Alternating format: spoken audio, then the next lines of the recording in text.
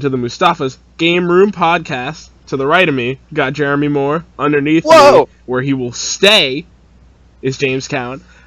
Today, we've got a pretty epic discussion, okay? So, yesterday, the game No Man's Sky launched on PS4. And did it launch on Xbox at all? Or is it... I think it's just PS4 and PC. Okay, gotcha. Yeah, I thought so. And that game is all about exploring the universe, which put the word universe in my head. So today's discussion is going to be around what makes a good in-game universe. That means something that is consistent, something that is believable, something that you can explore and genuinely feel yourself getting immersed in. And, we're going to talk about some of those games that do it right, and some that do it wrong and get on our nerves.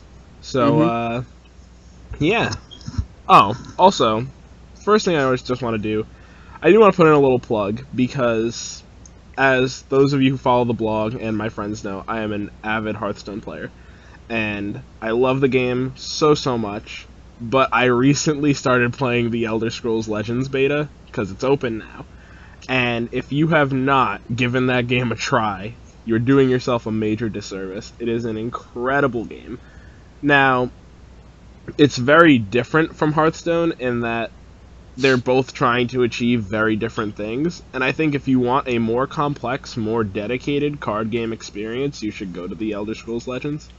But Hearthstone does have an extra added level of accessibility that makes its community a little bit more welcoming to new players. So, I see no reason not to try both. But, yeah, the Elder Scrolls Legends beta is available now, and I definitely think that those of you who like the Elder Scrolls, or just like card games, should give it a try. Alright, and with that, I guess I'm just ready to sort of kick off our discussion. So, let's do it. Would any of you like to start by naming an in-game universe that you consider to be thorough, I guess? One that you consider to be truly immersive. Mr. Moore, This guy. help us out. This guy's got one. My favorite in-game universe for video games is the Souls universe, which is a little bit tricky to say just because the games don't actually have a continuum that links them. They're all sort of spiritual successors to one another, including the main Dark Souls games. Even though they are 1, 2, and 3, they aren't actually in the same universe. They just have similar themes. So to pick one specifically, Dark Souls 1 had a really believable universe that I really liked, and well, it felt very dreamlike, and I guess lived in is something that people try to look for in a universe, but it looked like this world was lived in and then the world moved on, because it is sort of way past the prime of the world.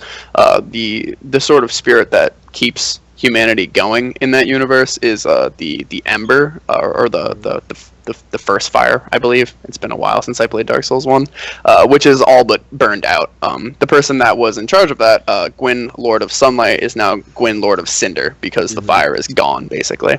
But I really liked the universe in that game because the only story that was shoved in your face was the skippable cinematic cutscene at the very beginning of the game that you could just hit start and move past. You didn't have to look at it. And then the rest of it, you found out just by reading item descriptions, looking around at the cool environments that you were in that were all linked to each other completely cohesively, with no main loading screens except for one zone, which was totally optional, and the incredibly rare NPC interactions that you would have in their dialogue.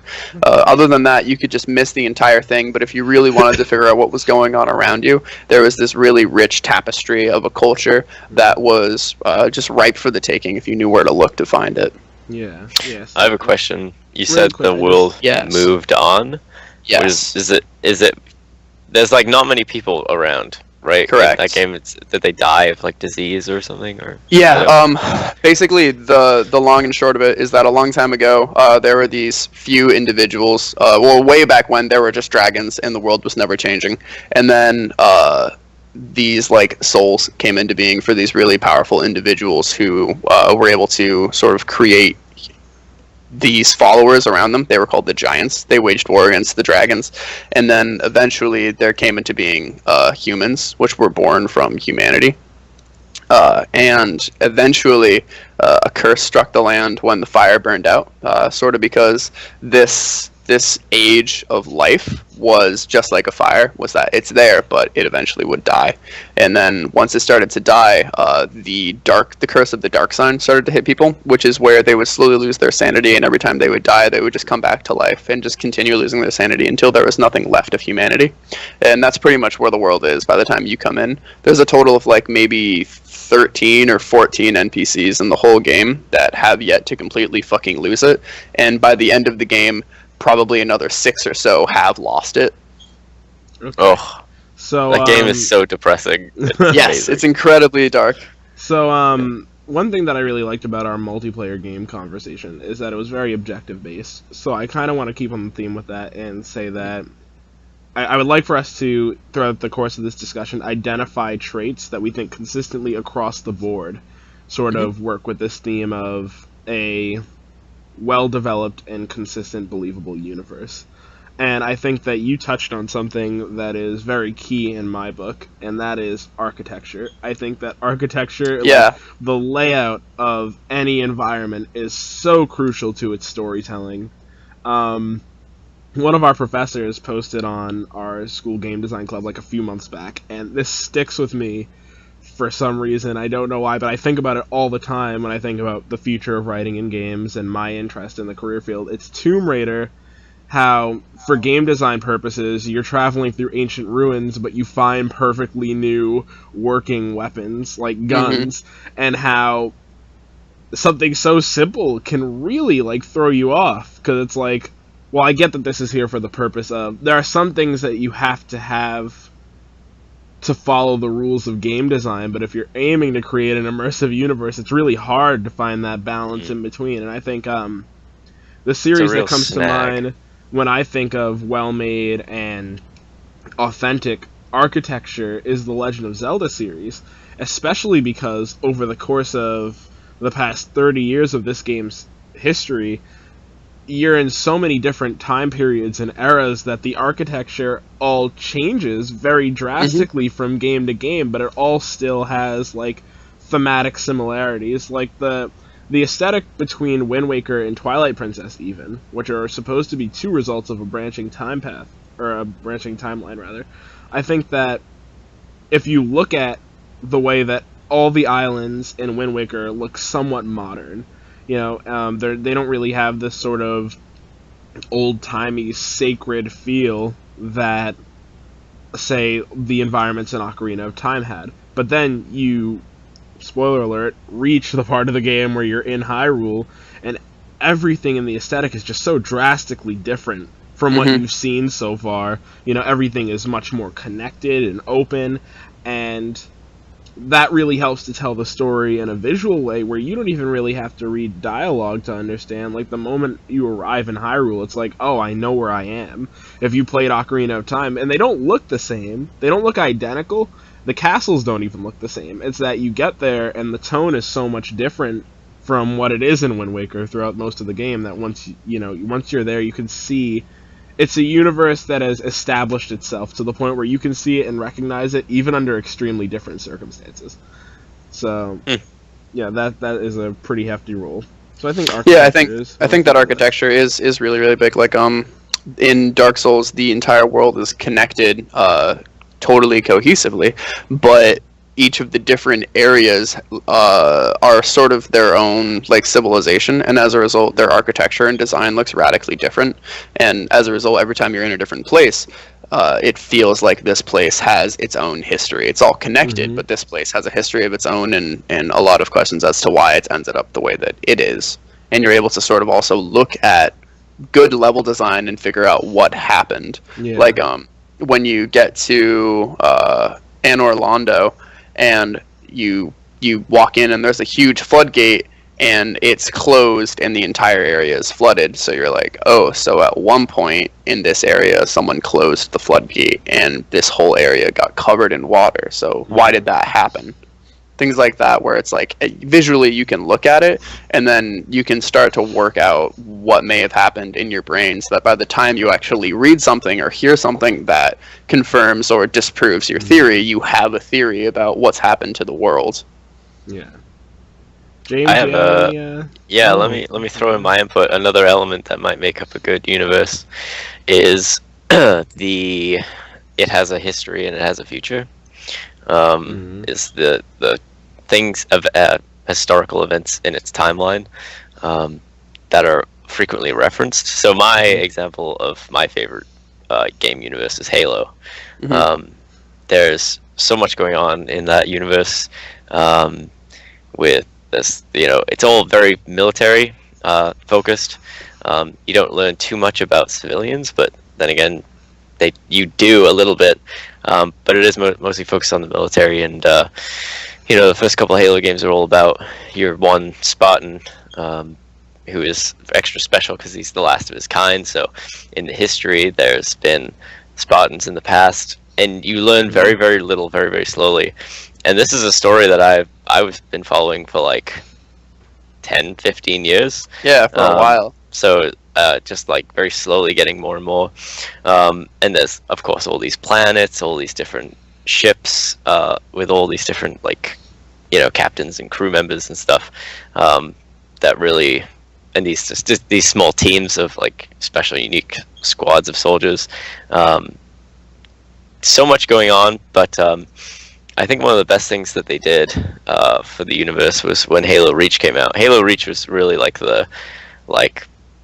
because Reach was its own planet that got destroyed by the Covenant, and they were the first to encounter the aliens and get destroyed. And when that game came out, they released the special edition, which I had to get, and it came with a diary written by the creator of the Spartans, and the diary is covers over the course of close to 40 years, I think, or something, 20 years maybe. And so it's very, very, very early. It's before even the aliens even attack, and so you can read that and get an idea of just stuff that's been going on and is established in the game that you just would never see anywhere else. So having a historical events and future events, and also I think physical things that you can go out and pursue that isn't given to you directly. So maybe wiki pages or those physical journals that you can buy. Extra peripheral stuff also helps really, really build a universe. Now, if you ask James, me. you said history and future, and I really want to touch on that because that's something that is so important to me when I'm playing a game. If I am ever creating a custom character that is intended to be me, I really hate being important. And what I mean by that is, and this is the example I'm going to use, Skyrim. I detest the fact that I am the Dragonborn, because I don't like being told that I am the only one who is special for the sake of. If I'm supposed to be, I would like to, and I'm not talking about a game like on my list of notes here, I have the 2 Xenoblade games because duh.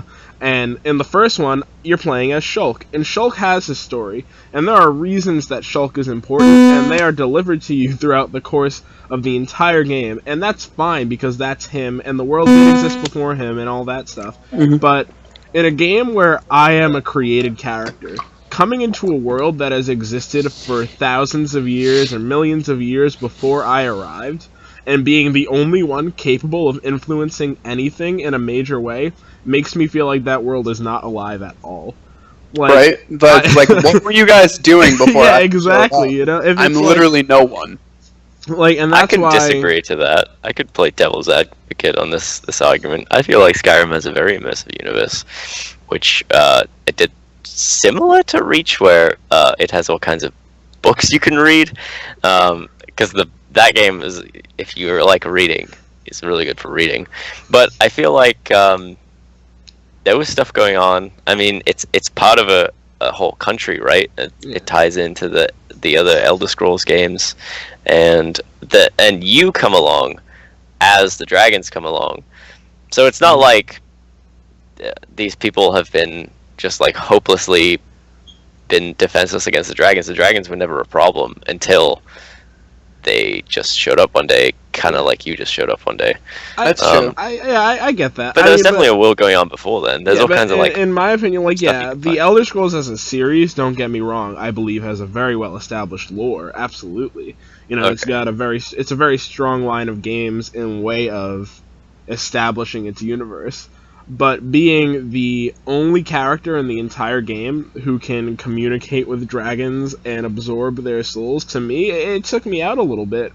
I don't like feeling like my custom character is the most important thing in the world, because then I no longer feel like I'm a part of it. I feel like it's dependent on me, and that it's not going to move unless I move. A lot of things in Skyrim in particular felt as though they were still standing until I made a decision on them, and I understand from a design perspective and creating side quests and things like that, it's a little bit hard to have a world that moves and operates on its own. But the level of importance that they gave me, I mean, it was very obvious that it was a game experience. And while that's not necessarily a bad thing, when you're trying to immerse yourself in a world, I could see that taking you out. And the counterexample that I have is Xenoblade Chronicles X, which I actually felt like had a far more immersive universe than the first game. And at first I was really mad because I felt like my avatar character didn't really influence anything. But the more I've played the game, and even now having played the post-game, it's like, I've gotten to make some crucial decisions that played out over the long term, but Blade was around before I was found and before I woke up. So why would I all of a sudden come along and control everything that this organization does when they've been here doing their thing before I arrived? You know, like, you show up, you do Blade missions, you forge relationships, and you do things as yourself, as a member of Blade, but you're not the most important person there. The game doesn't even treat you like the most important person there. It treats Elma that way because she's the commander, she's in charge. Why should you be more important than the person who's leading you?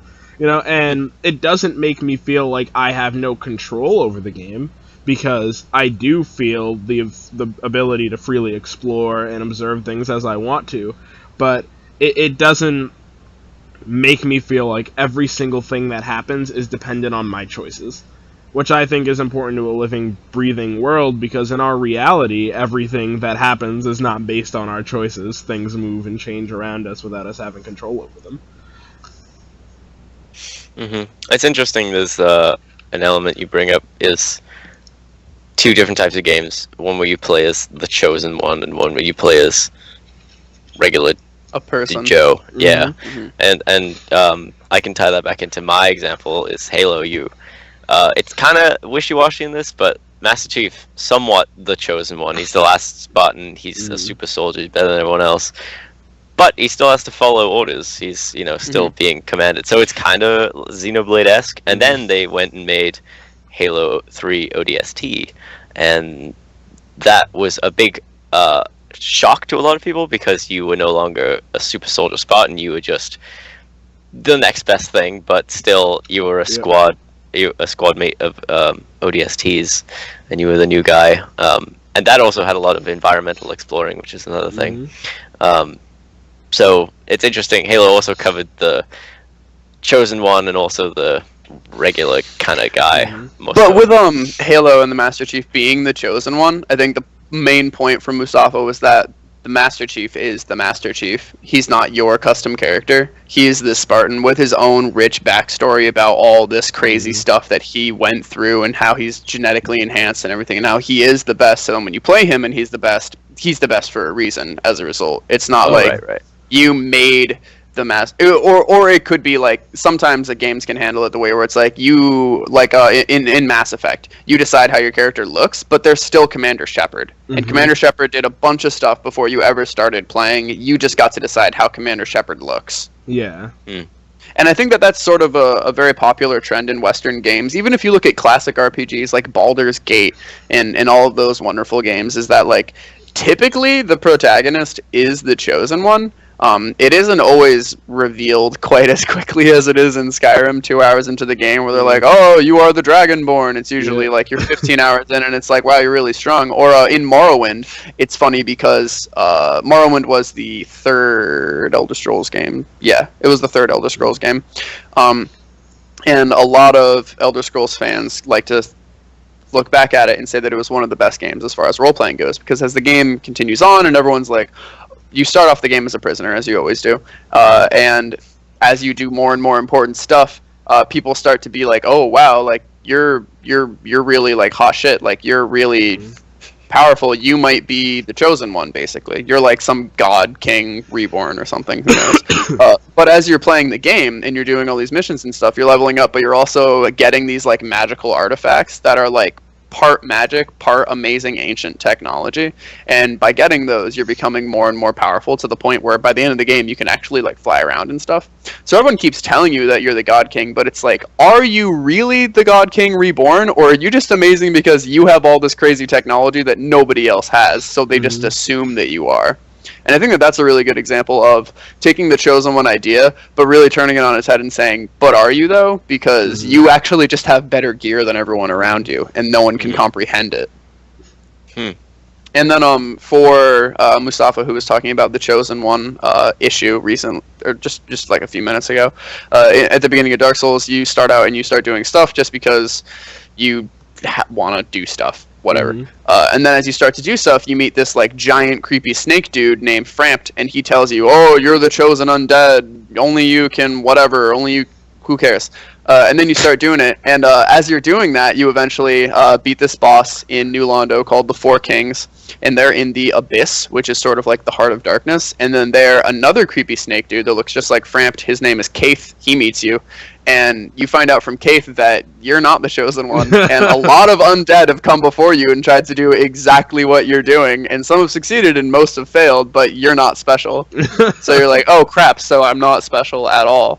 Yep. Which I've always liked a lot. And then that's sort of a theme that's been carried through with the rest of the Souls games, is that it's like, yeah, no, other people have tried to do this before, and they usually die, but sometimes they succeed. Because there's like this cycle of life and rebirth, or death and rebirth within those game universes. I think the nature... Which I like. I don't like being the chosen one. I agree, because I think... So, like, if I'm playing as Link, and he's the chosen one, I like that because there's a whole story behind that, and that's his character, but it's like, for me, I think the nature of human beings is that we really, really love self-improvement. Even if it's something that we see as being out of our reach, a lot of the decisions and efforts that we make, even the simple kinds, are things to improve ourselves as people, you know, and...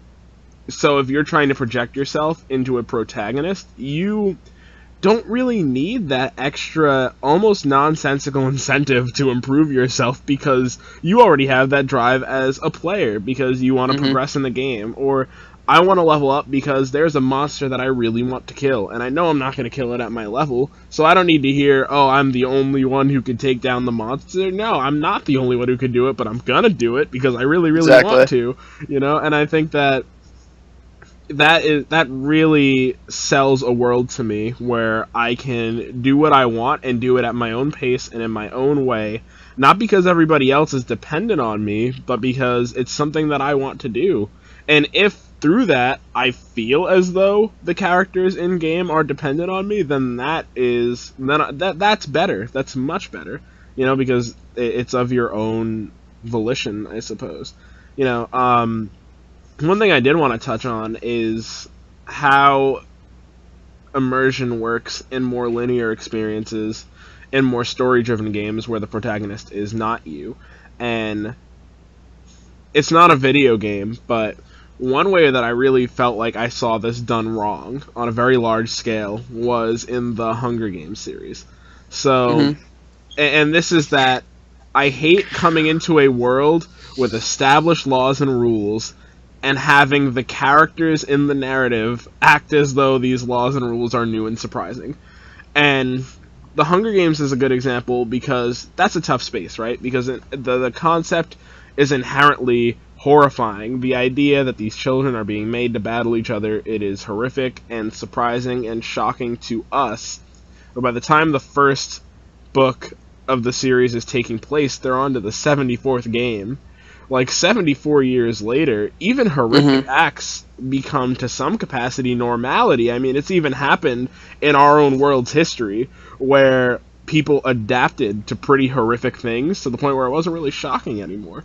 You know, so I think can you guys think of examples in games where like people react to the world in a way that really takes you out, or they're surprised by things that should be normal? Yeah, almost as if they have, which they are, being taken from our world and put into theirs. Yeah. This is suddenly shocking. Yeah, Like, that's weird exactly. because it shouldn't be. Just because all that is just a really bad way to provide exposition to your characters, to be Yeah. like, oh well, this person just got to this continent, so he has all these questions, so as the player you need to figure it out. But it's like that's a lazy way to do it. Like the book series that I'm reading right now, The Dark Tower by Stephen King, has a very unique and creative universe that it takes place in, but at no point until like the second book does someone from like an our universe come into this established universe and start asking questions. So the whole time you're reading, you're just trying to figure out what these words mean, because believe it or not, humans are pretty effing smart and can figure stuff out on their own. If you're a player or a reader, if you just spend enough time, you'll figure out what's happening around you. Like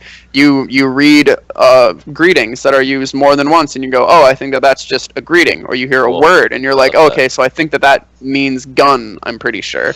It's that if you just spend enough time around stuff, you'll figure it all out. You don't need the stupid character from a different continent to be like, whoa, what's that? Like, oh, it's a giant dragon. Yeah, of course it's a freaking giant dragon, you idiot. Spend enough time looking around. Jesus.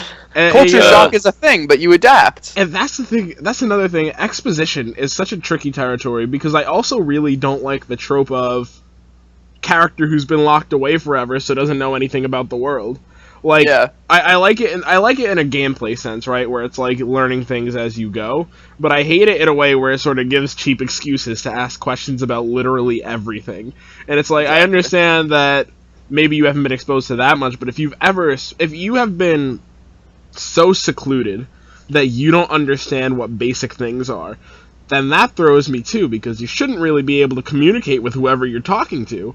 Right? You're having a really hard time.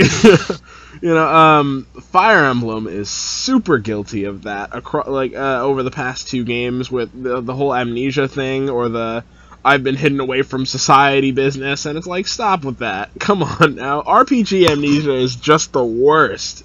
It's like, stop waking this character up with no memories, you know? Why does this keep happening?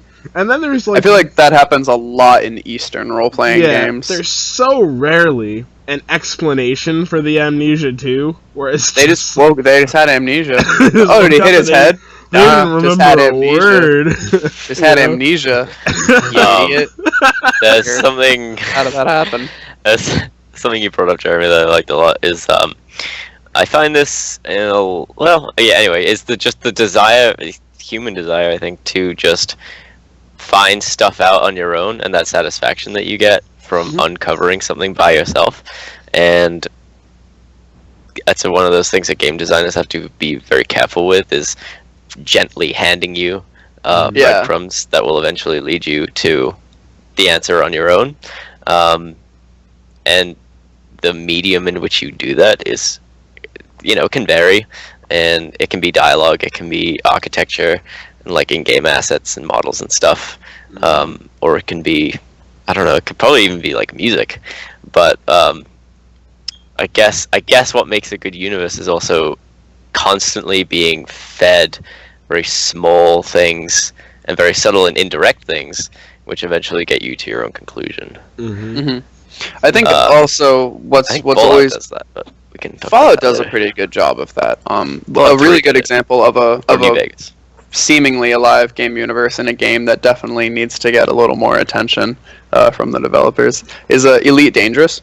In Elite Dangerous, it has this entire universe with all these different civilizations and factions and everything that are all interacting with each other, and the universe is constantly changing over time, like who's trading with who, what areas are prospering, what areas are not prospering. If there's a plague spreading, their trade routes are spreading into other places. And then there's also like this political factor where in game, like every day, there's just like a newsreel that's just telling you like news, what's happening. This station happened, something happened, there's blah blah blah over here, and it's all the stuff that's happening, and it's not pertaining to you for the most part.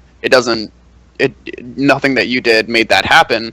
It all happened just by like AI stuff and calculations, and you could go and probably change it, but it's just showing you that the world exists, And just because you're standing still right now doesn't mean the world is standing still. Mhm. Everybody still has stuff to do, and you don't really matter. Yeah.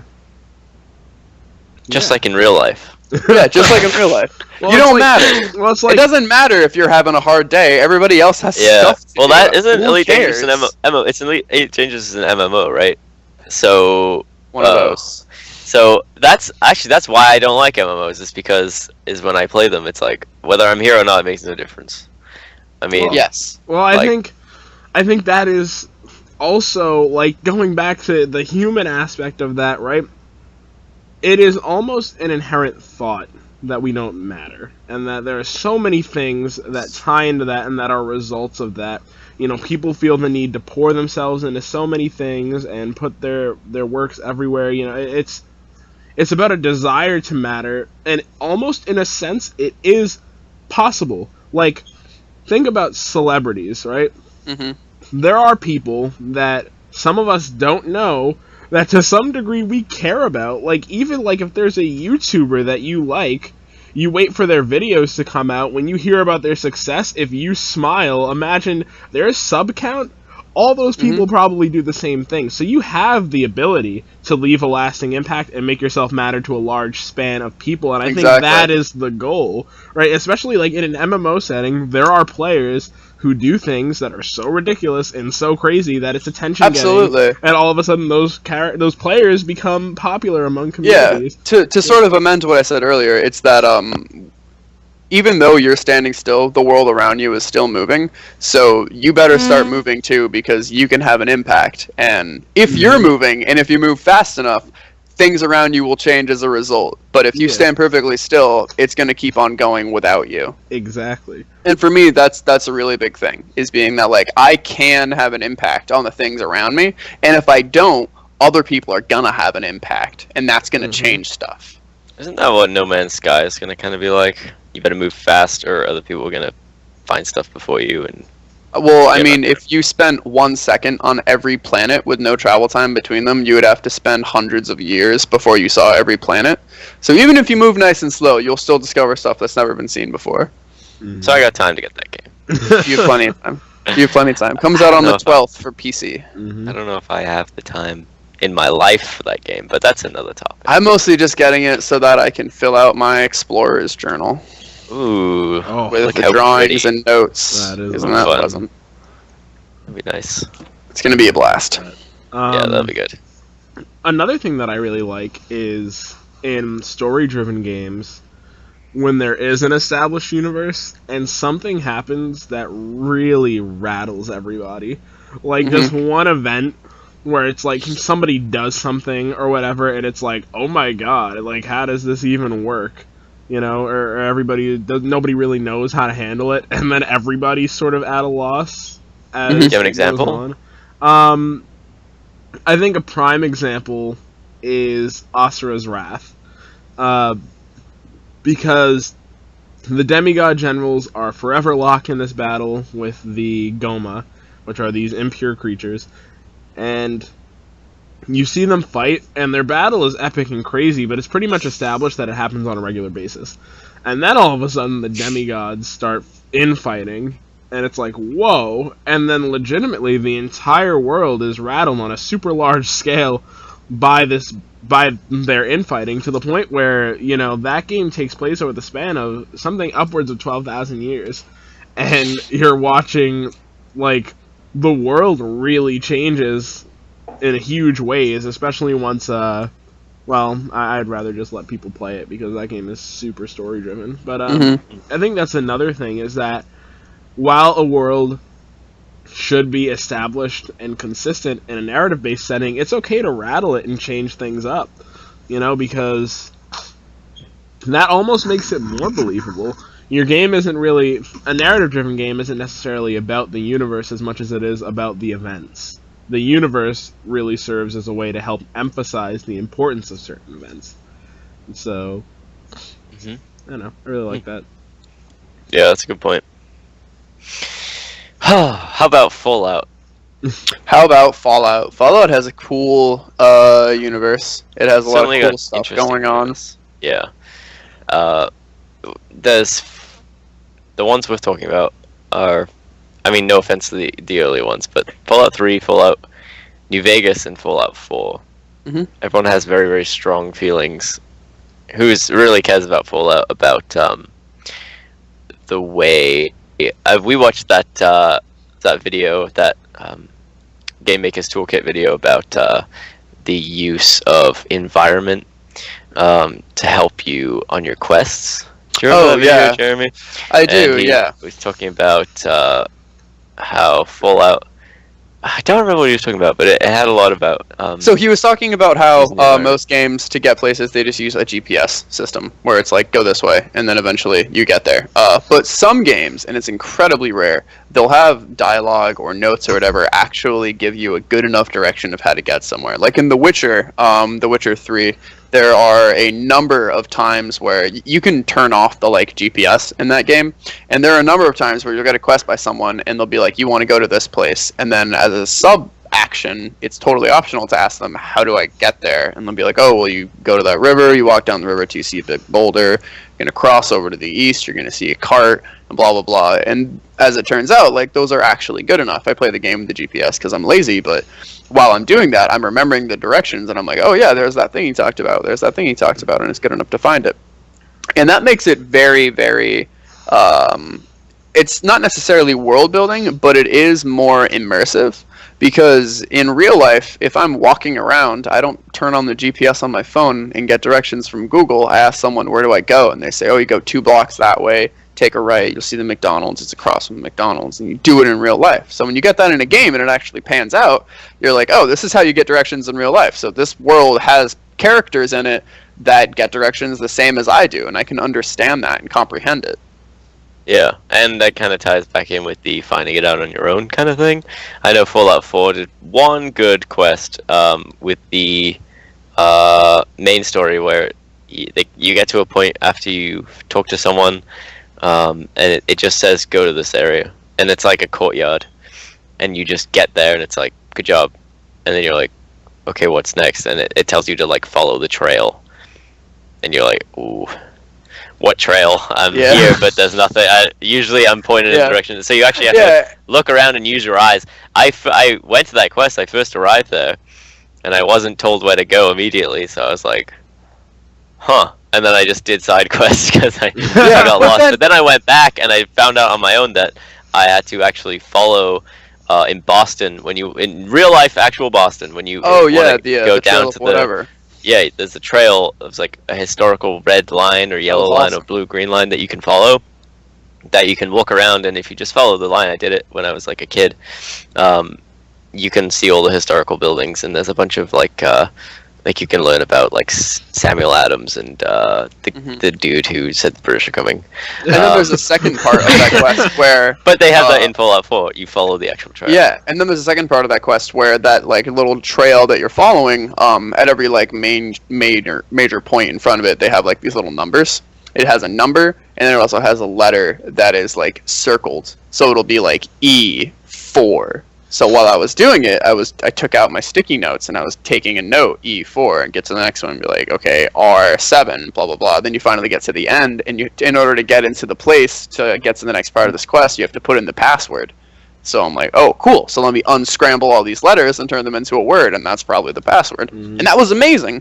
And that was a really, really fun way to do a quest, because I actually had to do the thinking, and then the puzzle was more than just me turning a knob and then turning a second knob or putting a stupid crystal in a thing like in Skyrim. It was that I had to look at the environment around me, and in real life, I had to take notes and unscramble stuff.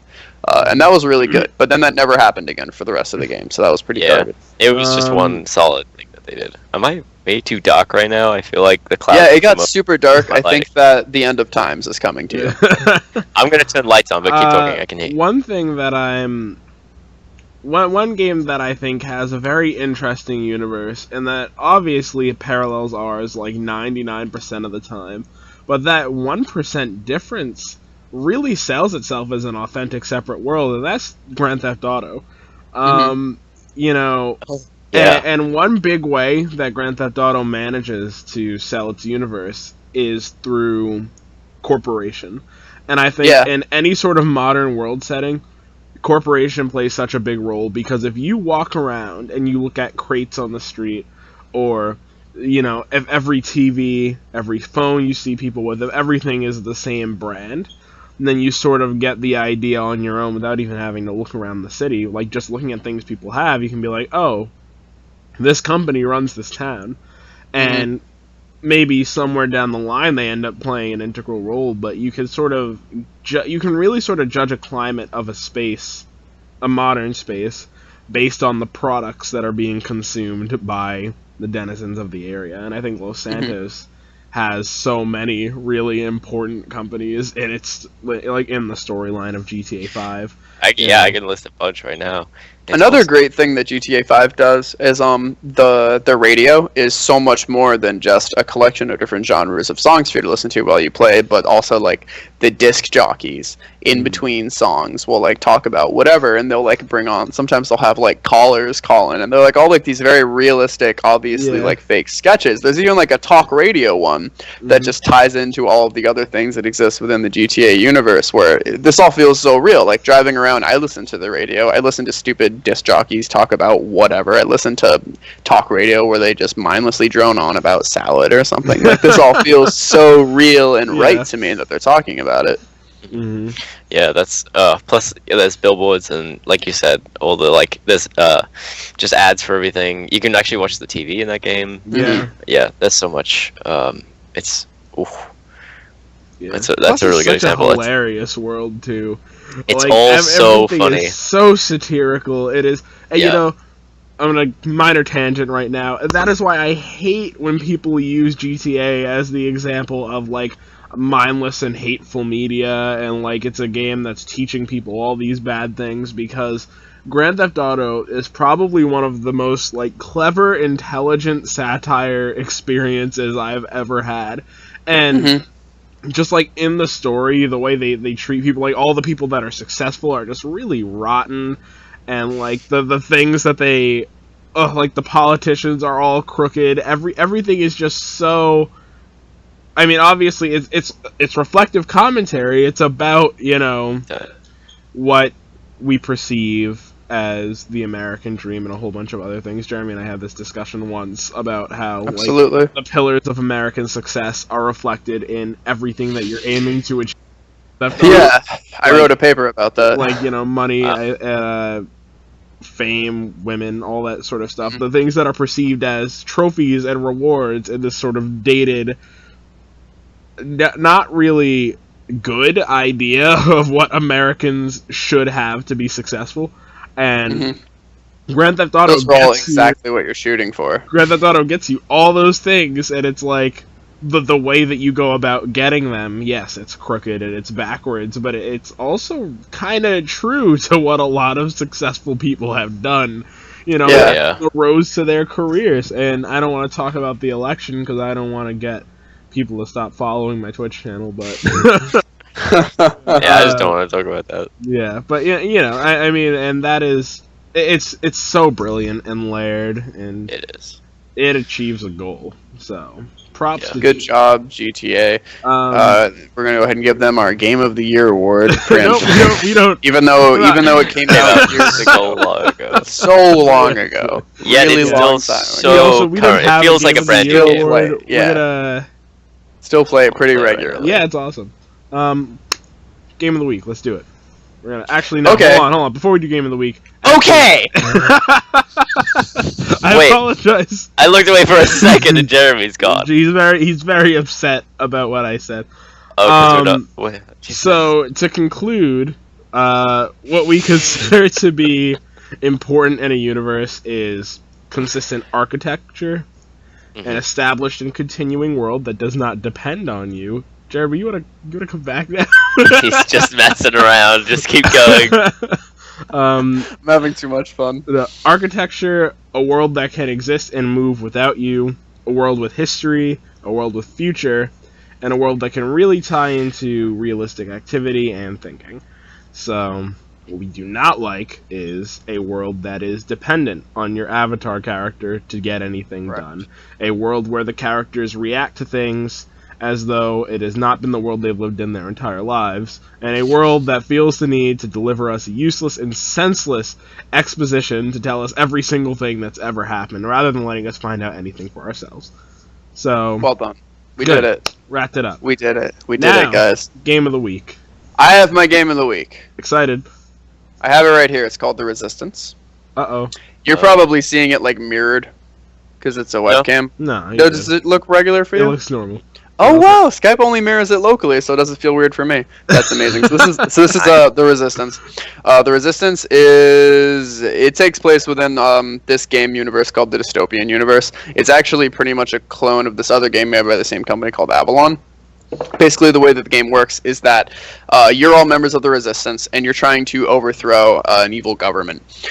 And you do that by going on a series of missions. However, some of the players are spies for the government. Nobody knows who anybody is, but the spies know who the spies are. And the way that missions go is missions require like a certain amount of people.